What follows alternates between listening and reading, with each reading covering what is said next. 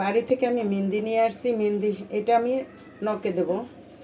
আমি অবশ্য দিয়েছি, আমার আম্মা জানে দেয় না, এর জন্য এটুকু বাইটা রাখলাম আলাদা। আর এখানে আমি মাথায় দেওয়ার জন্য চুলে দেব, সবাই আমরা দেব চুলে। এখানে বাটা হয়ে গেছে। এখন এখানে মেথি, এইটার একটা বজ বলে, বসটা এই যে এই টুকরোটা বস, আর এটা গিলা বলে। গিলা, মেথি, গিলা, বচ, আর একটা কি যে জিনিস আমি ওইটার নামটা জানি না, কিন্তু দোকান থেকে কিনে নিয়ে আসি। চাপাতি আর লেবুর রস, সেটা পরে নেব। আমি এখন কিছু চাপাতি দিয়ে দিলাম।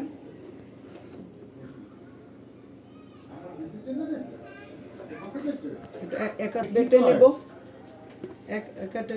সব একত্রে বেটে এটা সামান্য নারকেল তেল আর যে লেবুর রসটা দিয়ে আমরা মাথায় দেবো।